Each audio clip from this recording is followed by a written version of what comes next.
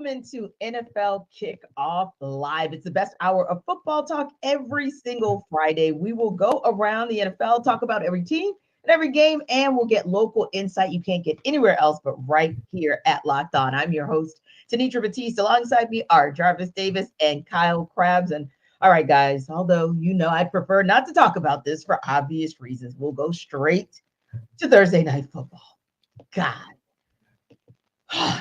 Okay, all right. I've got myself together. I promise. But anyway, I don't think my team has themselves together because the Steelers just absolutely crapped the bed, no pun intended, last night in losing to yet another 2-win team, that of the New England Patriots. So now you're kind of looking at a situation where, great, the Patriots are off the schneid. They get a win, whoop-de-doo. But ultimately, it just feels like trouble in paradise, meaning Pittsburgh. But on the same token, it might make for some interesting or intriguing updates to the situation for the Patriots as far as where they might go in the draft. So with that said, the report is that the Bears might be looking to draft Caleb Williams, trade Justin Fields. And now that the Patriots have won that game, Kyle, that may actually impact where they go in the draft. But first things first, before we even talk about the draft, let's just talk about that ish show that was that Thursday night football game, the 21-18 Patriots win over the Steelers. I want to know what happened. We just got done throwing Pittsburgh a parade for getting 400 yards offense 2 weeks ago. And then you can lose at home to Arizona, who's 3-10, and the Patriots, who are 3-10 now as well. And I get it. Kenny Pickett's out for this game. Mitchell Trubisky looks like Chicago. Speaking of Chicago Mitchell Trubisky, or at least the one down the stretch. Nothing going, no comprehensive reads. You could see the wide receivers are pulling their hair out through their helmets during the play because of just how incohesive this offensive effort was. And I mean, you give some credit from clawing back from 21-3, but how does this defense get in a position to be down 21-3 with what New England's offensive attack has looked like the last couple weeks or months? So a disaster turn of events for Pittsburgh, who, they're coming off the win against Cincinnati. They won that game on the road. And you said, okay, now here's the point where we could really clinch a winning season, another one for Mike Tomlin. And now you're floating around 503. Your last 4 games are on the road. This might be the year it doesn't happen for Mike Tomlin. And I know there's kind of some rumblings right now around it would a mutually agreed upon change be best for all parties here at the end of the season, just because Pittsburgh's felt like they've kind of plateaued. Yeah. And this is as bad as it gets. I mean, last night was a rough watch if you were a neutral fan just watching that football game. Yeah. And imagine if you're not a neutral fan, how painful that watch was, because I almost tapped out and then the Steelers scored a touchdown and then I got excited all for naught. But a couple things there, like you said, TJ Watt got banged and that kind of affected him for a little while. Alex Highsmith had an injury as well, I think to the neck. So that was kind of a challenge, if you will. But hey, DeMonte KZ and all you other people who were on that field, other than that one person, I know, Jarvis, you would love me if I hit that KZ. But, there were guys who they made plays, like Michael Walker did make a play, former Falcons, DeMonte KZ, but there were just too many moments where they didn't make plays or they didn't finish a play like it could have or should have been finished. And that was a part of the challenge that Minka Fitzpatrick called out across the defense and the entire team post-game. But like you said, also the offense, it was just painful because there was George Pickett, Jarvis, there, free. There was Deontay Johnson in position to take it to the house. You can't put the ball where it's supposed to be, and you can't make the decision in your reads. Your decision was to take off at the wrong time when the right guy was open, and that is a recipe for disaster. But I do want to piggyback on what KC says before we go into the draft talk, and that's this. I do think that this might be a situation where I know we've got 4 games left in the season, but Mike Tomlin and his regime may have really hit the plateau. And I think this may be an Andy Reid situation where you just mutually agree to part ways. It doesn't mean by any stretch of the imagination that Tomlin's coaching career in the NFL is over. He'll have a job the next day. But it just may mean that the road in Pittsburgh for him has in all likelihood come to an end, because maybe not so much of a rebuild, but this darn sure feels like a reset. Yeah, it's definitely going to be a reset, because I really feel like it's time. And that's not an indictment against Mike Tomlin, because things, it's like a marriage that, the fire is just all gone and people just kind of really sticking around for the kids. It's just like, all right, I love you, babe. Oh, I love you too. Oh, you never had a losing season. Oh, okay, that's fine. We're gonna bounce back and get into the playoffs, but we ain't got a chance to really win it all. Yeah, that's fine too. So I think now you're starting to move into a situation where, okay, let's figure this thing out, because at the end of the day, I think we all can agree that Kenny Pickett is not the quarterback of the future, right? Yeah. So if there's a situation where you start losing games and you get into a position where you might be able to get one of those guys, one of those quarterbacks, there's going to be a lot to choose from in that first round. Do you really want to try to, use this same regime who just fired their offensive coordinator, who probably shouldn't have been the offensive coordinator coming into the season, because a lot of people were calling for their heads. I know you were, T. So now it's like, all right, I don't want this regime picking my quarterback of the future, because everybody understands what the situation is there. So I think if you mutually part ways, and I think you're also correct too, T, because Mike Tomlin, he will have a job, and I know we're going to talk about it later here, and I have the perfect spot for him, where he could take over, and I'm pretty sure there'll be Super Bowl contenders almost immediately if they're able to make that hire. Indeed. And Kyle, that kind of segues into that talk about the draft, because I think Jarvis makes an excellent point. One of the downsides of the winning records that Mike Tomlin has had, especially over the decade and a half since the Steelers won the Super Bowl, is you're middling. So you keep landing middle to late first round, and that's how you look the rest of the rounds. And sometimes you hit and it goes well, but most of the time it doesn't, because you're not getting the top of the first round, or even sometimes the top of the second round that'll allow you to dip back into the first round. My point being that this is a draft class where, the Steelers have to look long and hard at themselves and say, hey, if we end up at 18 or 20 or 16, well, like we keep ending up, this is the draft where you may want to do what you did with Minkah Fitzpatrick. Obviously, that was a trade situation where you threw in everything but the sink and it paid off. This might be a situation where you throw in everything but the kitchen sink in a draft situation, because these are some generational draft picks at QB that could change this franchise. So I think that's a decision that they have to make. And the Patriots are still looking, despite what we saw at Zappy last night, they've got to make a decision as well. Yeah, I think the decision's a lot easier for New England, just because you expect them to be in that strike zone, Indeed. Right? Where you look at Pittsburgh and you already got 7 wins. Like, what's the floor for you in the draft? If you lose out, you're probably picking 13. That's where we're sitting right now. So from Pittsburgh's perspective, you may transition away from, if you're going to do it, transition away from your head coach, identify what players are 30 plus second, third contract players that you can get more draft assets for. And I don't know about a reset. If you're going to do it, you might as well rebuild it and go for it, because I think that's the only way you put yourself in a position. I think this quarterback class is really interesting too, because the transfer portal has already eaten up a lot of what you would have perceived to be the second tier of draft eligible quarterbacks, and they're staying in school. Yeah. So you're going to have Drake May, who goes early.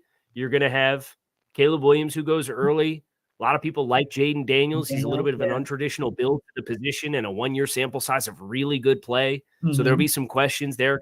Get sold on that. I'm not sure. What is Bo Nix going to do after his 18 years of playing college football at the quarterback position? I think he's set the record for most starts at quarterback in FBS history. So he about to go to no shade there. He is the oldest, the longest tenured college starting quarterback ever at FBS. From Pittsburgh's perspective, I don't envy where you're at. And I think there is something too. It's really interesting, these team life cycles where teams build themselves up and then there's kind of a natural transition. Really, the only one that's done it successfully over an extended period of time without regressing all the way back to square one again, even if they keep the coach and the brain trust, is New England with Tom Brady. So you look at Mike Tomlin, and he has 8 career playoff wins, and 5 of those, more than half of them, came in his first 4 seasons with the team. Yeah. You even look over at Baltimore in the AFC North. John Harbaugh's got half of his playoff wins came in his first 5 years, and he's been there 15 years too. So these teams that are routinely consistently in the hunt, Mhm. If you don't go all the way back down, it makes it almost harder for you to gear back up and make a deep run all over again unless you hit the quarterback position. And they didn't do that with Kenny Pickett.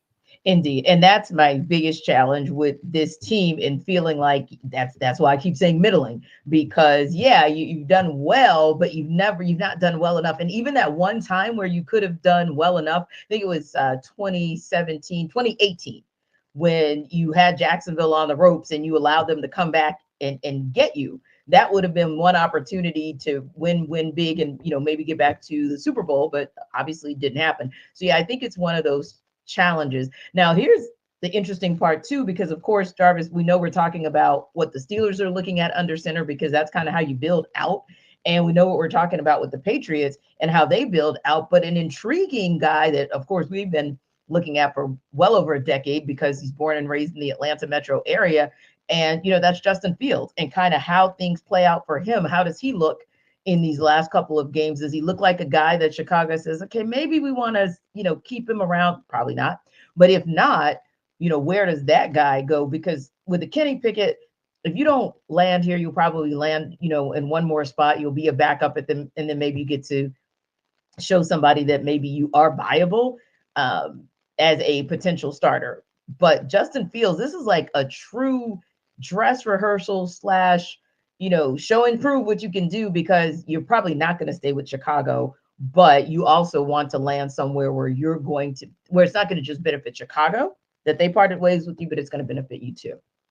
Yeah.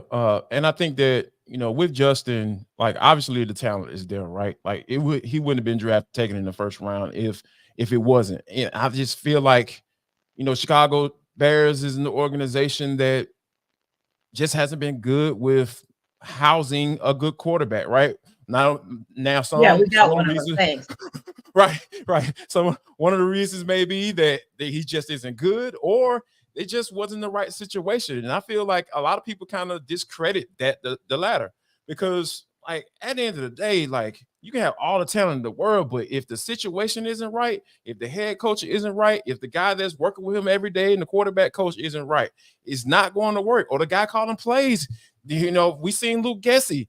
He just seems like, okay, I'm going to call plays according to what Justin Fields is really good at.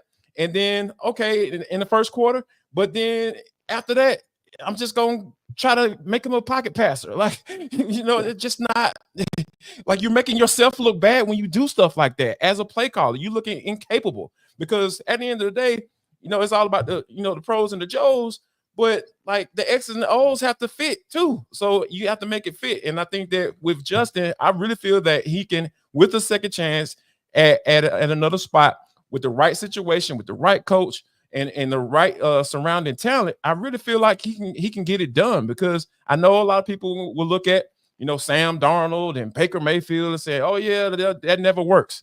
But Sam Darnold got a second round pick. So if Chicago wants to trade him, they're going to be able to get some good compensation for him. Yeah. And I feel like Justin, in a different situation, maybe even down here in Atlanta, because we know Arthur Smith is really good with reclamation progress. Kyle, you're familiar. Ryan Tannehill, he made him look like a capable quarterback, and I think that Justin is a little bit more talented than Ryan Tannehill, in my humble opinion. So I feel like the situation is right for Justin as he goes down. All he got to do is just continue to try to go out there and put some good tape out there. Yeah, and Kyle, I look at the situation that's going on. Not that we didn't know that Tua Tagovailoa was capable of what we've seen him do this season, but again, right circumstances, right staff around you, right players around you, and you can not only look like a good quarterback or a solid quarterback, but you'll really be able to show your greatness. And that's maybe what a Justin Fields is lacking. Still doesn't have the right talent around him, definitely doesn't have the right coaching staff around him. And it just seems like he's in an organization that's just, they can't figure it out. They just can't get right. And so if you can't get right as an organization, I don't think you're going to get this guy right either. Yeah, so there's a lot of hands in the pot here, right? As far as running a football team.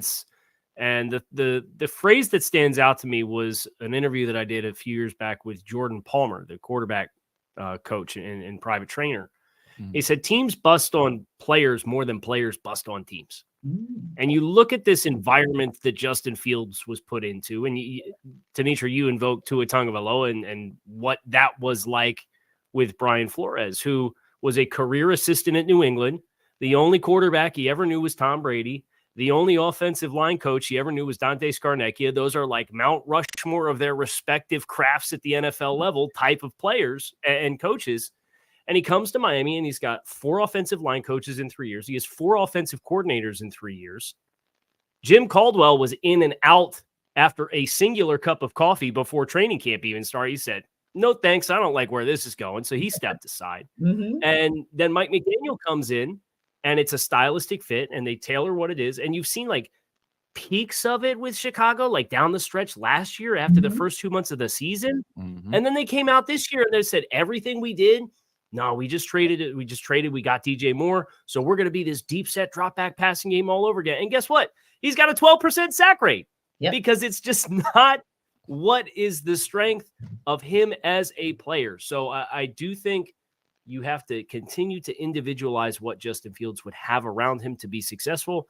I do happen to think Arthur Smith, that offense that is so run heavy, but you get extra hats in the box with Justin Fields and his threat as a runner versus Desmond Ridder or Taylor Heineke or anybody. Like, that's a whole different ballgame for that offense. And they've invested already in the skill group that would be around him. I think that'd be as exciting of a fit as you could craft for Justin Fields. Indeed. And the game we're going to talk about with a couple of guys who put the right pieces around them, put the right coaching staff around them, and they absolutely do it. That's Jalen Hurts and Dak Prescott. We're, of course, going to talk about the showdown between the Eagles and Cowboys when we come back. But before we get there, here's a quick word from Jarvis about DoorDash.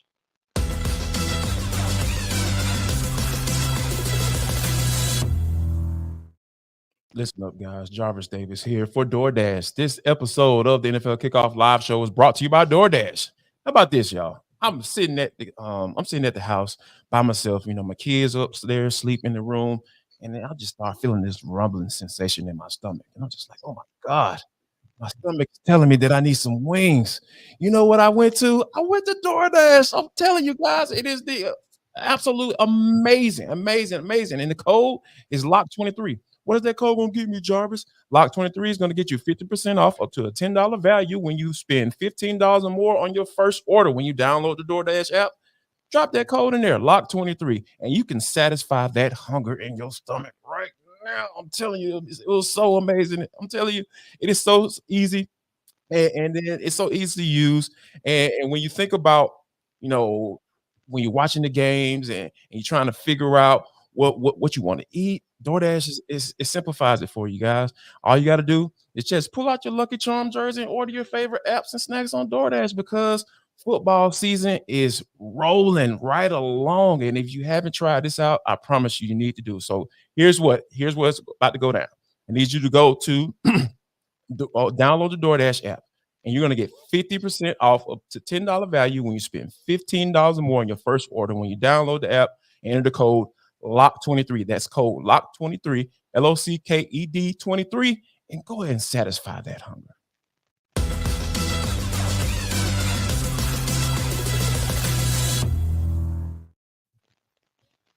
Well, guys, it's another big showdown for the Eagles this weekend. This time it is with the Dallas Cowboys, front and center, game of the week. NFC East is on the line. Some would even say the MVP race is on the line between Jalen Hurts and Dak Prescott, just behind Brock Purdy in the odds. It's a mood, it's a movie when it's Dallas and Philly playing. And our Locked On Cowboys host, Marcus Mosher, and our Locked On Eagles host, Gino Camilleri, are here to break this game down.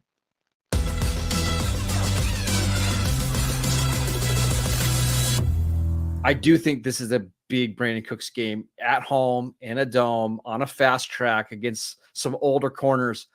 To me, he's the key to this game for the Cowboys. If he has a big game, I don't see the Cowboys losing, but if the Eagles can hold him in check, I think we're going to get a really, really close one. Tell our fans over at Locked On Eagles how he has been getting that production, though. Has it come through the slot? Has it come through outside, just winning those matchups based on pure speed for those who might have not seen him play over the last couple weeks? A lot of long developing over routes where the Cowboys will use 6 and 7 man protections and then just let him try to fly over the field. mostly in man-to-man coverage. What they're trying to do is find your slowest corner, get him matched up one-on-one, get him free releases off the line of scrimmage. But I also mentioned he's been somebody who, when the Cowboys get in the red zone, he's gotten more red zone targets than what CeeDee Lamb has gotten because he is so quick off the line of scrimmage, and teams typically like to play a lot of zone. He just has a great feel of where to settle down in zones. To me, he's the X factor. I get, if the Cowboys can't get him involved early, I won't be surprised if they struggle a little bit on offense. So I think we both kind of have it the same mantra on this one, where we need our Klay Thompson to kind of step up in this game, right? You need the role guys to have big games. Yeah, you need your Brandon Cooks, you need your Devontae Smith, you need your Jake Ferguson, you need your Dallas Goedert. And the last key to victory I'm going to say is, can DeAndre Swift and this offensive line find a way, whether it's you're leading late in this game, whether it's you're trying to get back to what your identity was of being a balanced offensive line, they've gotten no push. Can you find a way to create some of these explosives? Because like you said, Marcus, it's either A.J. Brown or nothing in terms of the explosives. And early on in the season, a lot of those came through DeAndre Swift being lightning in a bottle. They need to get back to that, because it might come that once again, you're leading a game against the Dallas Cowboys and you have to find a way to choke out the clock. Yep. And if not, Dak can lead them down the field and put them right in a position to score like we saw that last week. I think 3.5 points is bang on. I think Vegas just knows way too much and way more than we ever will. And it's going to be a field goal game, in my opinion, because there's so much riding on it. And just as a neutral fan, like, you're welcome once again. These two teams are just what people want to see. As much as you might hate them and talk bad about them and create your crappy narratives, you guys love watching the Cowboys and Eagles, no matter what you say. Plus, the Cowboys are wearing their awesome all-white uniforms on Sunday night. It's going to be absolutely. Ooh, those are going to be pretty on Sunday Night Football.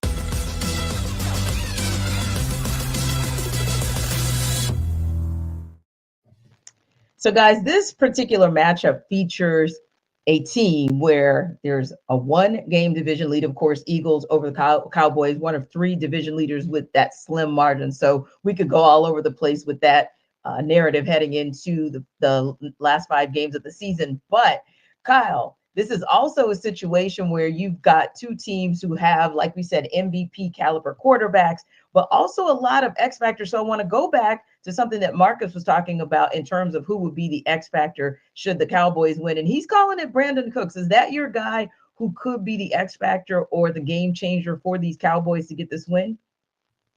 Yeah, I certainly think coming into this season, you expected to get a certain caliber of production from Brandon Cooks. And for the first month and a half of the season, he was MIA, like nowhere to be found. And you're wondering, did Brandon Cooks get washed this offseason and we all didn't get the memo or what? And then lo and behold, they start finding ways to get him involved in the offense. And it's coincided with Dak Prescott and this emergence of this 6 consecutive games, I think it is, with multiple touchdown passes, which is the longest stretch of his career, and playing at a caliber that has put him right at the front of the MVP conversation as we go into December. So I certainly think that's an element for Dallas that if they have that component humming, even if it's only a couple shots throughout the course of the game, this feels like an more explosive plays wins the game type of contest in my mind between these 2 teams, because they're capable of haymakers. You saw Philly really get bottled up by San Francisco at home last week, and San Francisco just hit home run after home run after home run, and a lot of it came after the catch. Yeah. So who's your guy that's going to have the speed and help create those chunks? If it's Brandon Cooks, whether they're vertical routes, whether they're deep over routes, and he's turning up the far sideline after he catches the ball, I do think that's a great place to point to for Dallas. Yeah, not only yards after the catch, but really yards after contact as well, Jarvis, because, Deebo Samuel and Christian McCaffrey were out there bulldozing folks. And from a yak perspective, from a yards after the catch, I was wondering if Darius Slay had gone back to Detroit and, maybe we missed that flight that he'd taken because, he was absentee last week. But if you look on the flip side for the Cowboys, they're looking to break a streak. In the East, you don't have back-to-back champions. You have to go back to the early 2000s where the Eagles won 4 in a row to see a back-to-back. That's how competitive this particular division has been. But the Eagles have swooned a little bit over these last couple of weeks, right? Even when they won, sometimes it felt like it was on the struggle bus, granted, against the Chiefs. And granted, against the Bills before, the slaughtering that was the 49ers game. But who's their X factor? I mean, one person that I think Gino may have mentioned was Devontae Smith, but could be DeAndre Swift as well, depending on which direction you think would win this game for them. Who you feel like is their X factor in order for the Eagles to kind of get back right? It has to be Jalen Hurts in my eyes, because here's the thing, because he looked weird last week, holding on to the football for so long. Obviously, you have one of the better offensive lines in the NFL. I get it, but get rid of the football, because if Jason Kelce is turning around like, oh, okay, yeah, I got my man, and he still has the football. Oh, he hasn't taken off running. Like, oh, you didn't try to go get yards instead of trying to find somebody downfield when it's just not there. So I think that he has to be a little bit more decisive to the football with the football. Help your offensive line out, because I think that is something that could be a catch-22, because a lot of times guys want to put everybody look at the sack numbers. Oh, he's been sacked X amount of times, and automatically blame the offensive line, but there are times where the quarterback is holding on to the football too long, or they're just not throwing it away when there's nothing there. And I think that I saw Jalen do that several times last week. And I think that also he can be a bigger X factor with call runs, design run plays. I think that helps that offense out tremendously, because once you start getting guys coming down, dropping 8 men in the box, and you start seeing that single high safety, and then for some strange reason they try to maybe even single cover AJ Brown on the outside. Those are things that I feel like Jalen can take advantage of. You make the reads a little bit more simpler. They're simplified when the team start playing against the run. So I think Jalen getting rid of the football, making sure that he's on point, and then if it's not there, just throw the football away. And I feel like some design runs will get the Eagles a win in this one. But do you think maybe the Eagles have gone away from that because low-key, obviously they wouldn't tell us the truth, but he's not quite his 100% self. And so the explosiveness that they could expect from him in those run design plays, maybe it's not there because he can't run like Jalen can run. And maybe that's a part of the reason he's holding the ball, because he's like, he knows that he can't be his explosive self on the ground. I think that could be a factor. But here's the thing. If you're out there, if you're putting him out there, if there's nothing on the injury report saying that, hey, he's dealing with X, Y, Z, or hey, he's questionable, I have to go off of what I see. And I see that you all need to call some design runs for you, because you have the offensive line to do it. Go ahead and do it. And I think that, turn around and handing the football of DeAndre Swift, that helps as well. And, he can be a little inconsistent sometimes, and that's why he's not in Detroit any longer. But those are some of the things that you're going to have to do. If you're putting them out there, I feel like, hey, I don't want to hear about it. Like I got Hugh Douglas up in Philly. He's just like, hey, man, show me the baby. If you out there, show me the baby. Show me the production. Get the win. Prove to people that, hey, you deserve this big boy salary that you got.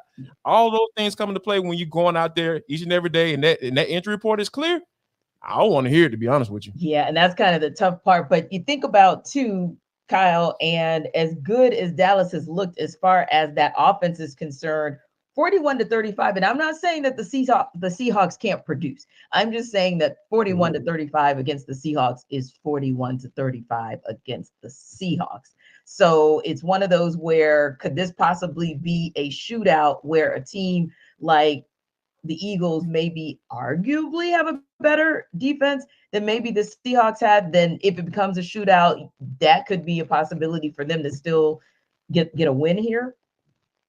Yeah, I thought it was interesting, but because you came into this game with Thursday Night Football with Dallas and Seattle last week, and Seattle's a team, they want to run the ball, right? They don't have Kenneth Walker. They end up having Zach Charbonnet that steps into the primary role, has 19 carries for 60 yards. If you told me Dallas held Zach Charbonnet to 19 carries for 60 yards, you'd feel really good about it. But it was the physicality of DK Metcalf. It was his ability, how involved he got early. So I'm looking over to AJ Brown.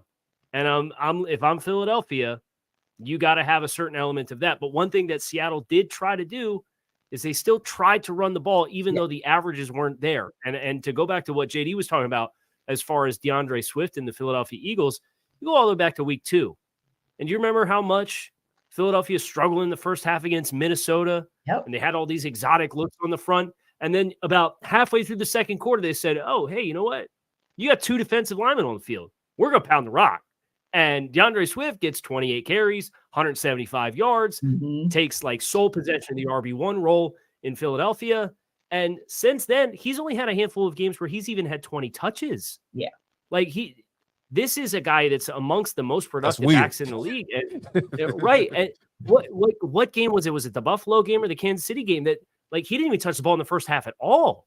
And you're like, what is going on? This is like the second best rusher from a statistical standpoint in the NFC, and he didn't touch the ball. And then lo and behold, he starts touching the ball. You're ripping off 6, 7, 8 yard, 9-yard runs, and Philadelphia found its rhythm again offensively. So you got to find a way to distribute the ball all around. But I think balance for Philadelphia against Dallas defense will help give them the opportunities to have those one-on-ones for that big physical guy like A.J. Brown to do what DK Metcalf was able to do to him last week. Indeed. And KC, if you had to make a prediction, a bold prediction, who walks away with this win? Do the Eagles put some distance between themselves and the Cowboys in the NFC East? Or is this a Cowboys game where they're now going to get in position to possibly control their own destiny? I want to pick Dallas. Dak is 30-8. That is rare, Kyle. Not a lot of people ever like to do anything in favor of Dallas, but okay. but I cannot help but think that the worst thing Dallas could have drawn was Philadelphia getting their butts kicked. And I think Philadelphia, after the game that they played last week, with an opportunity to retain control and effectively smother the NFC East, I think Philly finds a way. And I'm picking Philly in a close game to get it done. JD, who you got? So my dad is a lifelong Dallas Cowboys fan. Please don't ask me how. Grown up in Atlanta all his life and all that stuff. But we had a conversation. He was just like, Jarvis, we're gonna get a win this week. I was like, man, I don't know, man. But I was like, and then when you think about it and kind of really dig into it, like I think that Brandon Cooks piece, what Marcus brought up, was absolutely amazing. During that 4-game winning streak, 20 catches, 300 yards, and 3 touchdowns. Almost double the production of that first month and a half of the season as a Cowboy. So I think finding another weapon that Dak can depend on outside of CeeDee Lamb, I think that's the formula. That's the juice. That's that recipe everybody look forward to eating on Thanksgiving. Like, okay, we're coming over to the Cowboys' house because hey, they found the right recipe. Their offense is cooking, and I think that Dak is making a MVP candidacy. So I'm picking the Cowboys, T. I'm picking them. I'm picking them, and I might be wrong. More than like I'll be wrong because it's the Cowboys. But I'm rolling with the Cowboys. I can't deny what I'm seeing right now. Exactly, because Cowboys are going to cowboy. But the Eagles, I think as long as that secondary shows up a bit better than they did last week and they do everything that KC just prescribed, I picked them for the win. Speaking of picks, we're going to tell you and sell you why on the other side. But before we do that, Jarvis is here to sell you on Prize Picks.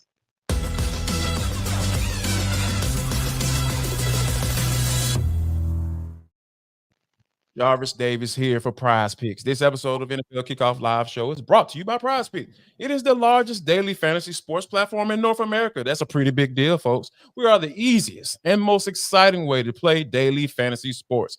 It's you against the numbers, not the pros and not all of these algorithms and all this stuff craziness, right? All you got to do is just pick more or less than on a 2 to 6 player stat projection and watch the winnings roll right in. Also, not only with the NFL season rolling, it's kicking off. Basketball season, guys, is right here. And now you can pick combo projections across football and basketball from the Specials League, a league created specifically for combo projections that includes 2 or more players from different sports or leagues. For example, LeBron James on the plus Travis Kelce had a 10.5 combo of 3 points made plus receptions. That's not that hard, folks. It's not as hard as I made it look. Sound right then. But it's easy, guys. All you got to do is go to prizepicks.com right now because that is the best place to go to. All right, here's the website. Go to prizepicks.com/lockedonnfl. Prizepicks.com/lockedonnfl and use code LOCKEDONNFL for a first deposit match up to $100. And folks, Prize Picks is daily fantasy sports made easy.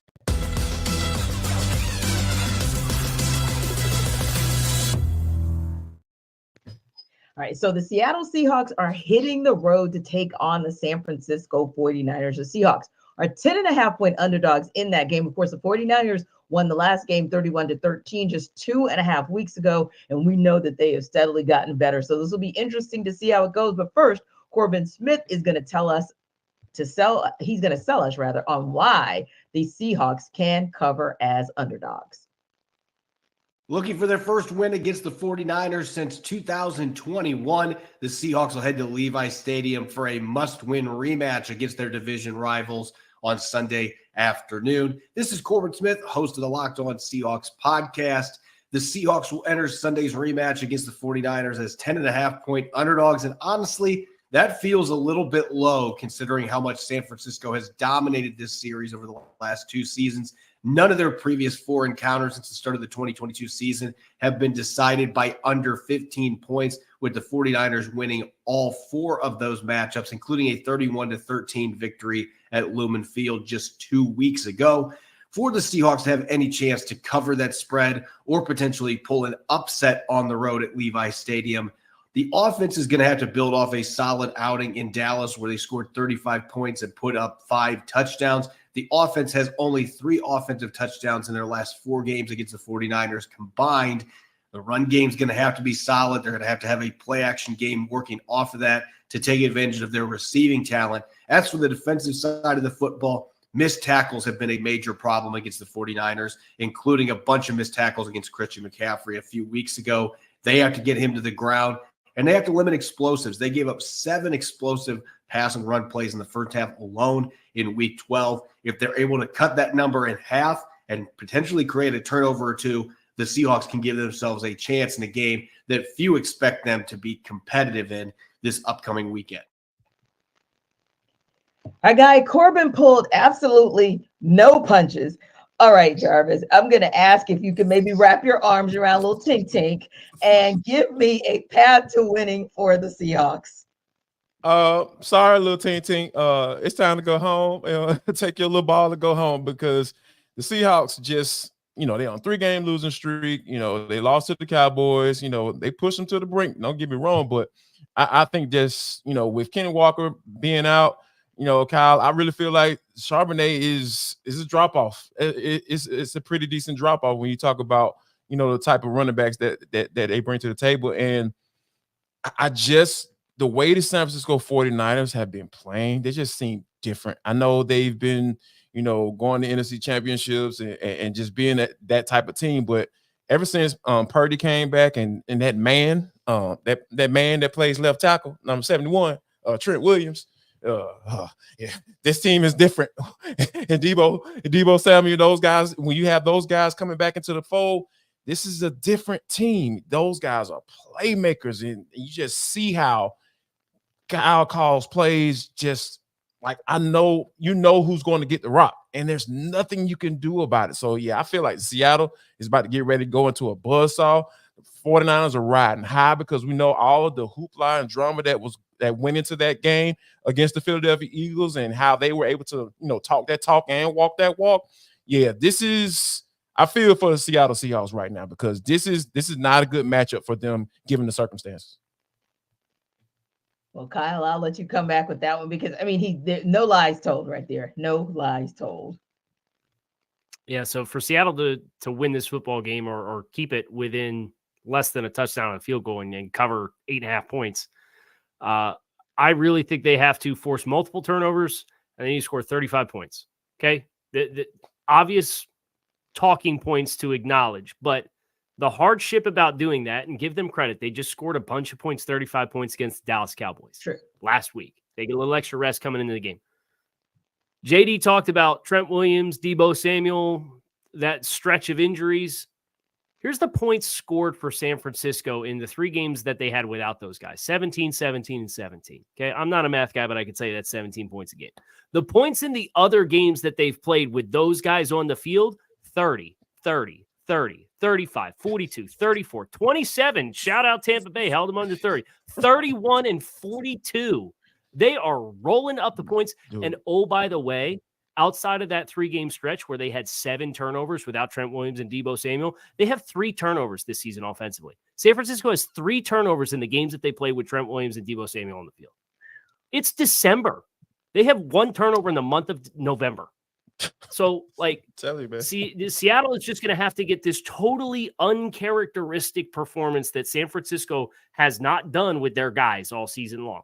And if they can do that, hey, there's your selling point to covering 8.5 points. Yeah, and my mind went to the only way it would possibly happen is sometimes you are so on mission to prove yourself. I think the 49ers are so on mission to prove that they belonged in the Super Bowl last season versus the Eagles that maybe an emotional letdown may allow the Seahawks to sneak in and get this game. But other than that, yeah, it's going to be a tall order to even cover the spread. Now, in a battle between top-tier quarterbacks, the Kansas City Chiefs host the Buffalo Bills on Sunday afternoon. The Chiefs are 1.5-point favorites in that game. And here's Ryan Tracy from Locked On Chiefs to tell you why the Chiefs can cover that spread. The key for the Kansas City Chiefs to cover the spread and get a win against the Buffalo Bills is straightforward. Keep it simple, silly. Don't get overly complex. Don't go outside your wheelhouse. Stick to what works. I'm Ryan Tracy from Locked On Chiefs, and that's where we are this week. For the Kansas City Chiefs, it starts with the run game. Isaiah Pacheco has been missing in action at practice, but could be available for the ball game itself. His backups, Jerick McKinnon and Clyde Edwards-Helaire, will be ready to go. And they've been much more successful at running the power run block scheme lately that they'll be able to double down on and attack the Bills on the ground. That sets up the pass game, which has been a struggle. It comes down to this. In order to move the ball, you have to feed Travis Kelce first and foremost. The plan will be to take him away. So where do you go after that? Rashee Rice is the emerging talent that will be the number 1 wide receiver, and you have to feed him. It is a dual-pronged passing attack that everything else branches off of, including Kadarius Toney, Sky Moore, and possibly Richie James, who can maybe give a little bit of lift in this particular ball game. All that goes down to protecting Patrick, giving him time in the pocket, not making him wait till late in downs to try to make something happen. On the opposite side of the ball, it's about containing Josh Allen as you do a contain rush. You're not going to get the super exotic blitzes. You don't want to flush him unnecessarily. He went for 9 for 81 last week on the ground. You don't want to trigger that. But the trio of pass catchers is going to be a great matchup. L'Jarius Sneed should travel with Stephon Diggs all over the place. That will leave Gabe Davis outside against a couple of young corners, as well as Khalil Shakir, who's been hot on and off of late, against Trent McDuffie. I feel great about that matchup, and I think Shakir isn't going to be someone who's going to be able to break this game open with McDuffie all over him. So it will come down to Gabe Davis, and more importantly, Dalton Kincaid and how he attacks the linebacker level that might be without Drew Tranquil, might be without Nick Bolton. It's down the middle in this game for the Buffalo Bills. It is Dalton Kincaid against those linebackers, Khalil Shakir against those safeties once he breaks loose, as the safeties will be with Mike Edwards rather than Brian Cook, who's out with injury as well. And that's how the Chiefs can get it done this week against the Buffalo Bills. And when you think about that game and who could or may not have an impact on the game, unfortunately, we just got word that Isaiah Pacheco is, of course, out for this Sunday's matchup. And that's a critical component because, yes, it's great to get Clyde Edwards-Helaire back, but on the same token, it's always been kind of a 1-2, if not 1-2-3 punch when it comes to the run game for the Kansas City Chiefs. So, I mean, Jarvis, how do you think it's going to impact them not to have Pacheco out there this Sunday? Oh, it's gonna be a tremendous in my eyes. I mean, let me start off by saying this: they're gonna count on Jordan to get the job done. Patrick Mahomes. He's Michael Jordan in football right now. That's kind of where I know we've been throwing that term around a lot lately. T, when it comes to the Atlanta Falcons and Jesse Bates, but when you think about what this offense looks like, the toughness and the offensive line, the investment in the offensive line, and Donovan Smith and Jawan Taylor bringing those guys in. You know that they want to have some sort of identity and balance to this offense and not have to always depend on Patrick Mahomes. But when you take a guy like Isaiah Pacheco out of that equation, like, because this dude just runs so hard, it seems like he's just fighting for every single yard. And then what comes with that, though, is the dealing with the injuries and dealing with certain things and little knickknacks from time to time. And this offense just looked different without him in that equation. So I think that you're going to have to essentially lean on your MVP quarterback to be able to sling the ball around the yard. And you hope and pray that those wide receivers, they step up and they make those necessary plays, because Pat is going to find those guys, and they have to be able to catch the football and make a play with it. Yeah, and although it was, of course, a loss for the Chiefs against the Packers earlier this week, you got 18 carries and 110 yards from Pacheco, 6.1 averages yards per carry, and across the entire season, 4.4. So just showing that consistency of what he brings to the table, or will not be able to bring to the table this weekend. But KC, when you look at this matchup with the Chiefs being 1.5-point favorites in that game, tell me, do you believe that the Chiefs can cover that spread? And if so, how do they cover the spread? I absolutely think they can. I think the challenge for Kansas City is Buffalo is fighting for their playoff lives here at 500 at 6-6, and they put a really good effort forward offensively against Philadelphia. The overtime game, Jalen Hurts brought them back and pushed them to 6-6, and just about everything since the bye has been a nightmare for Buffalo. And it'd be really interesting to see how they respond to the story that came out about Sean McDermott this week, and Von Miller and his off-the-field issues that manifested during the bye week as well, with some really ugly allegations there, and we need more clarity there as well. But for Kansas City's perspective, we're talking running backs, we're talking wide receivers. Can we throw Travis Kelce the damn football? What are we doing here? I'm watching this Green Bay game, and you scored 19 points. Travis Kelce, I think, had all those receptions in the first half of the game, it felt like. You're sitting here, these possessions down the stretch, you're like, all right, they got to get something going. Let's move Travis Kelce around a little bit and get him the football. He caught 4 passes. And you're looking at Kansas City's last month offensively and all these stretches of games where they're not scoring any points in the second half of these games. Go back to Denver. No, he had 6.4 yards per target. He had 9 targets for 6 catches, 9.7 yards per catch. Miami caught 3 passes for 14 yards. Philadelphia, they scored 17 points. Caught 7 for 44. He got a touchdown, but it was 4.5 or 4.9 yards per target. Yeah. And then he has the big boom against Green Bay early in that game. And then they're trying to come back and win this football game. And we're just static with Travis Kelce. We're not moving him around. And I get he's going to command a lot of attention. But you're coming into this game when Buffalo doesn't have Matt Milano, and Micah Hyde and Jordan Porter look a step slower than what they've been in the past. Get Travis Kelce involved in the middle of the field, move him around, get him the football. And if you do that, I think you do win the football game, but they just really haven't been doing it the last month for Travis Kelce.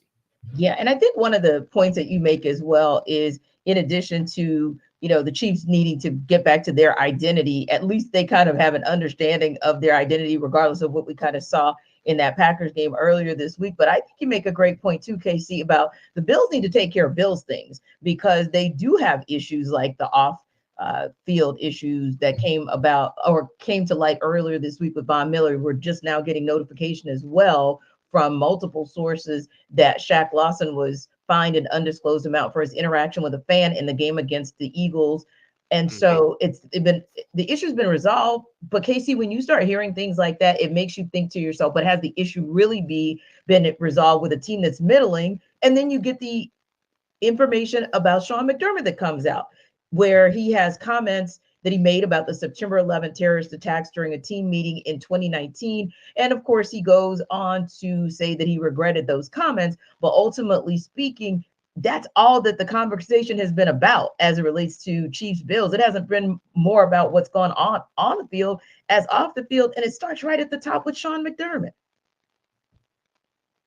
It's tough. And as a team that's fighting for expectations, you can tell how frustrated that football team is when you look back on the interaction with the Buffalo Bills defensive linemen in Philadelphia in that contest, and how they're chirping with the fans.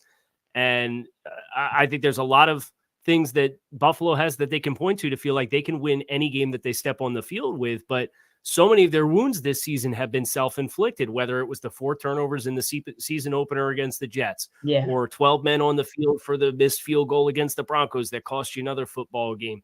Like, you just have perpetually shot yourself in the foot. 20 seconds not going to get points on the field when you had a timeout in 20 seconds with Josh Allen at the end of that game against the Eagles. Yeah. So all of those things now compounding, you see the frustration that's being acted out on the sideline. And now you have distractions coming into this game. It's a really unenviable place, and it's going to go one of two ways. Buffalo's going to come out, and they're going to be as channeled as they've ever been. and they'll put a good effort forward and they'll find a way to win this football game, or they're going to get waxed. And I don't think there's a lot of room in the middle. Yeah, I would agree as well, Jarvis, because you think about those kinds of very those comments that can really, really kind of separate and divide, especially if it's one of those things where maybe you kind of put it to bed 4 years ago, but maybe you kind of didn't because it could have played in the back of individuals' minds. Now you bring that to the surface where basically McDermott's making a comparison contrast that he's encouraging athletes on how they viewed the Al-Qaeda militants to say that the way that they crashed the passenger jets into the Twin Towers of the World Trade Center, it's like being team players. That's something to where you can apologize, but if someone felt some type of way when they first heard that and that brings up feelings again, you never know where that can take a locker room. Absolutely. And I think I know where it could take it. It's lost. He's lost his locker room because when things like this get out, when you have players griping at each other on the sidelines and don't really care about what it looks like, because, a lot of times locker rooms, being in the locker room, like there are so many different personalities, right? Like a lot of people from different backgrounds, people who probably wouldn't even be in the same room with that person if they weren't playing football. Like football does, it puts a lot of different type of people in the same place. And I think that there's a certain, sacredness that goes with it that, whatever goes on within that, you don't let it get out. And he said, when stuff like this starts to come out, when whatever sources, said that he said XYZ and he has to explain himself, that lets you know that he knows that he's losing this locker room. And then when things like this start to happen, that means he's lost it. And I think that, when you have all the off the field stuff going on, I talked about when we first started this show, organizations that you hear more about off the field stuff than on the field stuff, that's not a good sign. That means they're a bad organization. And the Buffalo Bills ownership, they don't want to be looked at as that. They feel like they're Super Bowl contenders. They have a Super Bowl capable of winning quarterback in Josh Allen. So I think right now, Sean McDermott, needs to start counting his chickens because this may signal the end for him for sure. Yeah, this is definitely a fork in the road for that franchise, but more importantly, probably that regime. Now, it is almost time for our fantasy football focus, which also means it's time for Jarvis to tell you guys about DoorDash.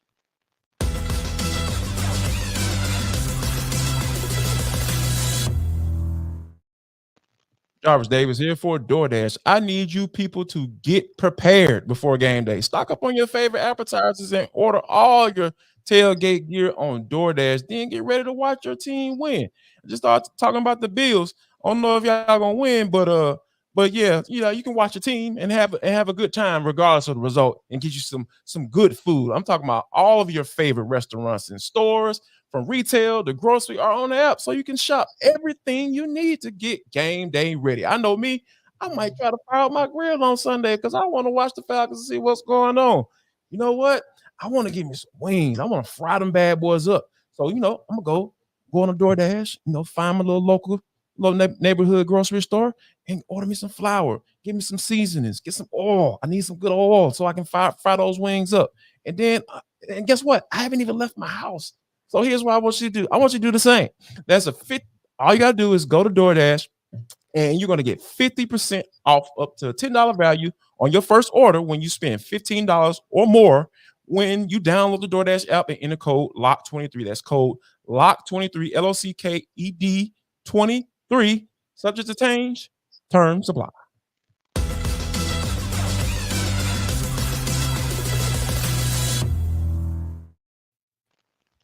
So your fantasy team might have been personally traumatized by all of these QB injuries of late, but our Michelle Majuk might just have an answer for you. And here's our Locked On Fantasy host to give you all the info you need for this week and beyond.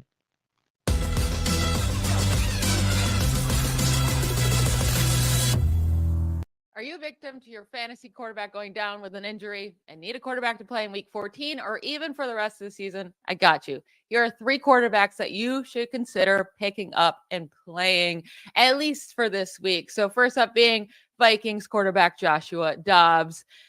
I know it was brutal before their bye week, right? He threw 4 interceptions in week 12, and then the Vikings had their bye week. But don't forget, weeks 8 through 11, he was killing it for fantasy. He was averaging over 22 fantasy points per game. He was a quarterback 6 in fantasy during that span.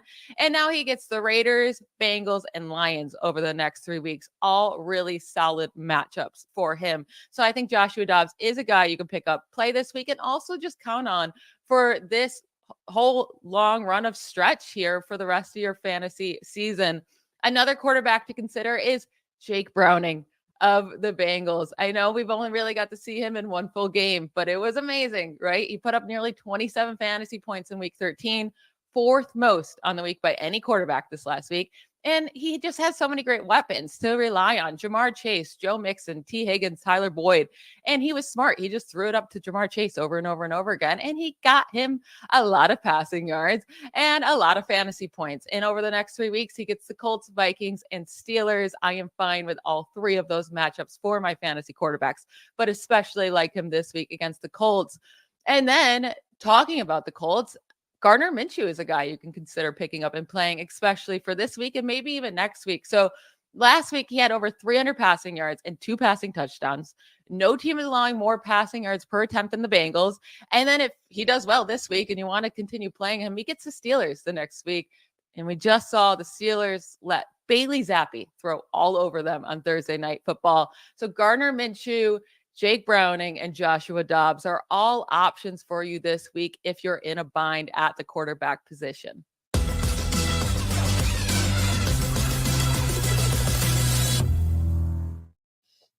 Wow, that must be some kind of bind if you are going to go with Dobbs, Minshew, and Browning, Casey. Whoo, is your fantasy? A lot of jobs out there, T. Right. The quarterback position. A lot of jobs. I understand. Right. So I'm like, okay, this goes back to what Jarvis said earlier, Casey. Are we looking for pros or Joes to add to our fantasy football team? Yeah, well, out of the ones that Michelle gave, the one I don't want to touch is Josh Dobbs. I've seen Cinderella when I was a kid, and I know when the clock strikes midnight, that carriage turns into a pumpkin, right? And that performance was so bad against Chicago, like did not know what way was up. And they were considering benching him during the bye week. It came out and said that he was going to retain his starting job. Thanks, no thanks for me on Josh Dobbs. I think Jake Browning's the one to go with just from take the one with the weapons in the passing game. Indianapolis, Gardner Minshew's done a nice job. He's able to move around, get off his spot. But at the end of the day, that's a team that wants to run the football. You saw what it looked like with Zach Moss before Jonathan Taylor came back, and then Jonathan Taylor came back. And that's kind of the identity of that football team. The identity of this Cincinnati offense, even though Chase Brown has given a little bit of extra life into the run game, they're built to throw the ball. So take the guy who's built to throw the ball, who's thrown to elite targets. That would be my choice, would be Jake Brown. Yeah, because I almost got like feeling some type of way, Jarvis, a little triggered with Josh Dobbs. Like, dang, like we let him go. And then I was reminded, oh yeah, we let him go.